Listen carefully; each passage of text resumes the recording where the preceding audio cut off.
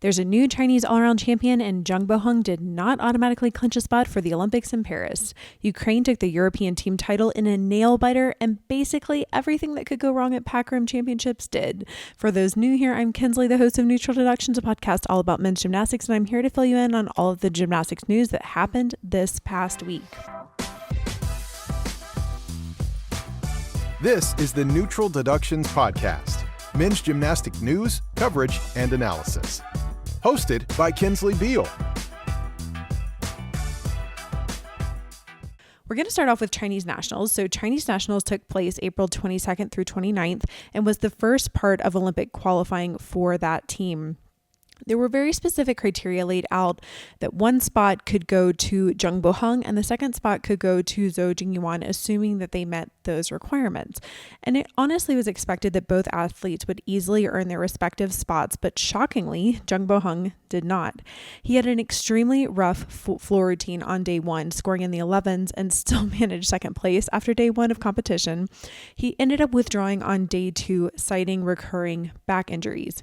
He said, "I withdrew from the all-around final mainly due to my injury, but I think my mind wasn't prepared enough for the hardship I was meant to face. I didn't see issues with my current state closely nor clearly enough. I should have prepared myself for harder situations. I need to be more tough to face all this, and I will get into a better state for competitions." And I think it's interesting that we're seeing more and more prominent gymnasts like Zhang Boheng and Simone Biles speak out about the mental preparation side of competing. And I hope that more athletes will feel empowered to utilize sports psychologists to help them be their best, because clearly that mental preparation is really important to Zhang Boheng. So with his withdrawal, this made way for Shisong to win the all-around competition, edging out Olympic silver medalist and 2017 world all-around champion Xiao Ruotong by about 0.3 of a point. Sun Wei was in third, but he was several points behind the top two athletes, so there was a clear-cut top two there, again, with the withdrawal of Zhang Boheng. Zhou Jingyuan did manage to confirm his spot for the Olympic team, and he did so by being world champion in 2022 on an event, having a D score higher than 6.7, and then by being sixth or higher on a second event. So Zhou Jingyuan is a really interesting athlete, and I've heard several athletes from other countries refer to him as a one-event specialist, and I've even heard USA leadership use him as an example as to why one-event specialists should be utilized on the US team. But I think this just proves that there's a deep misunderstanding of Zhou Jingyuan's skill set. So he also won pommel horse at the Chinese Nationals, and he got silver on rings behind the reigning Olympic champion Liu Yung, and he also was the 2022 world silver medalist on rings. So needless to say, he's incredibly valuable to the Chinese team beyond his near perfect routines on parallel bars. Looking at the other event winners, Suwaida won floor, and he has one of the most unique opening passes in the sport. I definitely recommend that you go watch that on our YouTube channel at Neutral Deductions. He opens with a back 2.5 to punch double front and half out. It's a bit wild at times. It's not always super clean, but it's extremely innovative and something that I would love to see in person. Huang Mingqi won vault, and Shisong won high bar.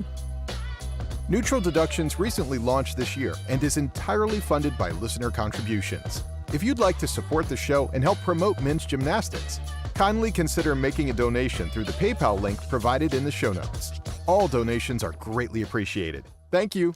Moving over to the European Championships. So this was a competition that had an Olympic spot up for grabs. It was going to go to the highest all-arounder that was not from a pre-qualified team or a pre-qualified individual. So for example, if someone from Great Britain had won the all-around, they would not have been eligible to earn an individual spot because Great Britain has already qualified as a team for the Olympics. As it ended up turning out, Marius Georgiou of Cyprus ended up winning the all-around title, and so he won that spot. So to sort of set the stage, Marius Georgiou competed in the second subdivision, and he had to wait for Ukraine to finish, for Turkey to finish, for Great Britain to finish. And it was really great because European Gymnastics ended up having someone with a video on him in the stands, and you could just see the relief and the emotion. He became the first Cypriot gymnast to win the European all-around title. He earned his third Olympic berth, and he ended up being the most decorated athlete from the European Championships, winning 4 medal. So just an extremely exciting weekend for him. In the team competition, it ended up being a little bit of a nail biter. So Great Britain and Ukraine were sort of neck and neck throughout the whole competition. And then Oleg Vernayev made things quite interesting with a fall on vault. And as they went into the final rotation, there was a score, it was needed in the 14s. I can't remember exactly what it was, for Ilya Kovtun to overtake the British team. And he ended up doing so by a very, very small margin. And the Ukraine team, they have been through so much. There's been a lot of interpersonal stress and interpersonal drama between the coaches and certain athletes, and issues with the war and some of the athletes choosing to fight in the war while some of the athletes chose to move to different countries. And so that's created a lot of interpersonal stress as well. And to see the team come together and look fully united, and to win Ukraine's only second team gold medal ever at the European Championships. And it's really the first European gold medal as a team at a European Championships that was not heavily depleted. Their first title came in 2020. And as you can imagine, with the pandemic, it was not fully fielded there. And so not only did they have this historic win, but their score was actually higher than Japan's score was to win the World Championships last year. Now, I will say that I think high bar scoring was a bit generous at this meet. And also remember that Japan was competing with a bit of depleted team. China was also competing with a depleted team because the Asian Games was happening simultaneously with the World Championships. So keep all of that in mind when we're talking about scores. But it just goes to show that I think it's not just going to be a race between Great Britain and the US for bronze, that if Ukraine is able to put it all together, and if they're even able to improve upon this competition, they are going to be in the mix for that bronze medal as well.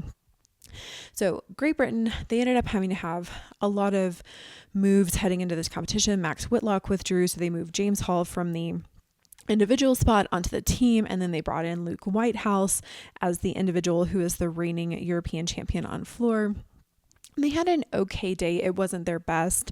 I think that they have a lot more in the tank. So I don't think that we should think, Great Britain's washed and put away. I think that they're still very much in the running, but they just weren't quite at their best that day. And so they ended up getting second, and then Italy came in third. Moving on to event results. This was really, really interesting. So every single event winner had previously won a European title on that event, with the exception of Ilya Kovtun on high bar. He was the only person who had won a first-time medal on that event. So Luke Whitehouse came in as the reigning European floor champion. He was able to defend his title over Olympic champion Artem Dolgopiat. Reese McClanahan won pommel horse for the third time in a row. Eleftherios Petronius of Greece won rings for the seventh time.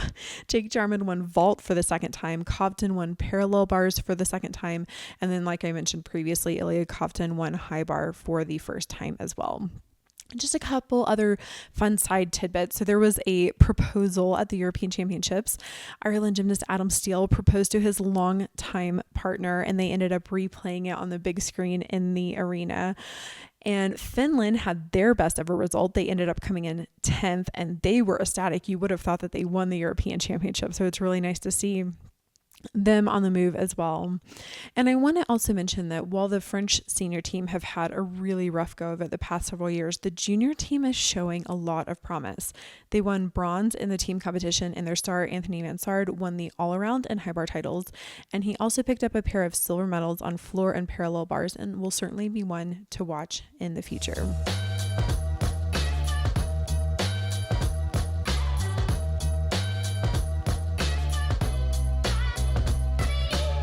Neutral Deductions is your exclusive gymnastics news platform focused entirely on men's gymnastics. To show your support, please subscribe to Neutral Deductions' YouTube channel and follow us on Instagram.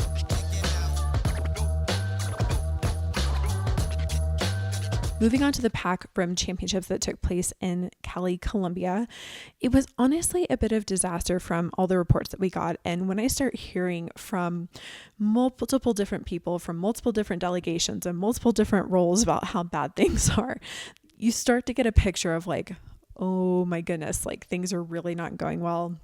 And Gymnastic reported about a lot of this on their behind the scenes as well. So it was raining so bad inside the arena that the medical group put up a tent to do medical things in. The high bar ended up having to be moved across the arena because it was raining so high over high bar and it was not deemed safe. The technical directors ended up having to change the format of the competition due to rain, or due to the conditions of the warm-up gym. So it was deemed, I don't know if it was like unsafe or not appropriate. So they ended up doing their warm-ups in the arena. At one point, and I'm not sure if this was before men's or women's, but there was a picture circulating of they had put like a hat or a tarp over the vault to keep it from being too slippery because of the rain, which is just crazy to think about. I mean, when has there ever been a delay for an indoor competition due to rain? Like we hear about rain delays for football and soccer, and I apologize to the European people listening to who call soccer or football soccer and vice versa, but either way, those are the typical things that are reserved for rain delays, not inside competitions like gymnastics, which I just find a little bit amusing. There was a huge security need.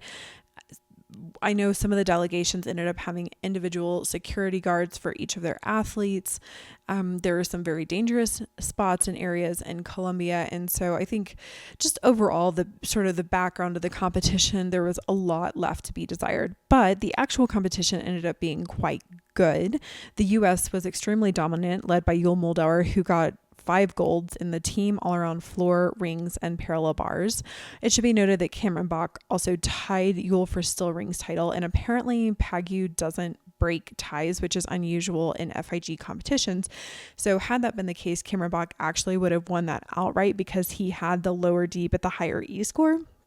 But either way, they ended up with a tie.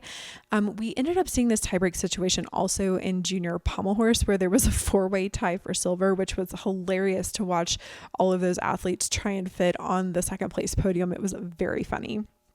And then in terms of all-around competition, so we had Yul Moldauer, then Cameron Bach, and then in third place, it was Canada's Renee Cornoyer. So in the end, the senior men came home with 10 medals. A couple notes from the Canadian team. So Felix Dulce ended up having to withdraw from finals, stating, "I had a challenging day of competition here in Colombia. Unfortunately, I'm currently dealing with physical health issues, which forced me to withdraw from any finals and give myself a chance to recover." So we wish him well in his recovery. It was great to see Sam Zakutny back in competition. He missed last year's World Championships due to injury and has been injured on and off throughout the years, particularly when he was competing for Penn State. I remember he had a pretty bad ankle injury in 2019, so he wasn't able to compete at the 2020 Olympics. He's expected to make a really strong run for this year's Canadian team, and he also captured the high bar title in Colombia at the Pac Rim Championships.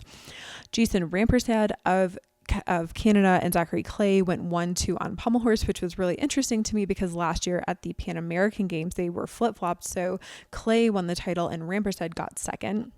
And I think that this is just going to be a really good showing for Jason. As a true one event specialist, he really does have to be perfect throughout this year to prove that he is worthwhile putting on that Olympic team. And I think that his stock went way up after this competition. And then rounding out the event winners was John Ivan Cruz of the Philippines. He took the vault title here, which is an important result not only for himself, but also for his family. So Cruz previously had won a floor title at the Southeast Asian Games, and he became very emotional after this. And he gave this interview where he talked about how hard life was in the Philippines and that winning medals is the only way to help his family out of poverty. And so winning this medal is also likely going to result in some sort of financial gain from the Philippines Sports Commission. And just as a fun note, Cruz is actually a cousin of 6-time world medalist Carlos Yulo. Other notes in the men's gymnastics community. So the FIG actually sent out the wrong code of points document. So if any of you have been studying that, I would recommend maybe putting a pause on that. So it should be noted this was an FIG problem, not an MTC problem. But the MTC is using this time to gather and solicit feedback. So if you see any issues in the code of points, they ask that you do send them their way. There are some upcoming competitions. So African Championships are this coming weekend. So there is going to be an Olympic spot up for grabs again. And then the U.S. men's team media camp is also going to be this week, where I will be. If there's any particular videos that you want or interviews from the U.S. men's camp, let us know. I'm happy to provide those for you. So as I mentioned, we are going to be going to the men's team camp, and that does cost money. So if you would like to help bring more live men's gymnastics coverage, please consider donating. We are entirely listener supported at this point, and even $10 helps us cover a meal. We are going to be in Colorado Springs, which is actually not so far from me, but it is far enough that I do need to stay overnight. It is a 2 or 3 day camp. So we'll be down in Colorado Springs overnight for a little bit of time, and any financial help that you can give to help cover the hotels and gas and food is really, really helpful. And we are so, so appreciative. So the way that you can do that is via PayPal, links in every show note and at the bottom of every article at neutraldeductions.com. And I have options to donate via PayPal or Stripe. Another way that you can help the podcast, if you aren't able to donate financially, is to help rate and review us on Apple Podcast or wherever you get your podcast. It helps others find Neutral Deductions and learn more about men's gymnastics. If you have any questions, comments, or insider tips, especially if there are any videos from the U.S. men's camp that you're wanting, email me at neutraldeductions@gmail.com. That's all for this week. We'll see you next time.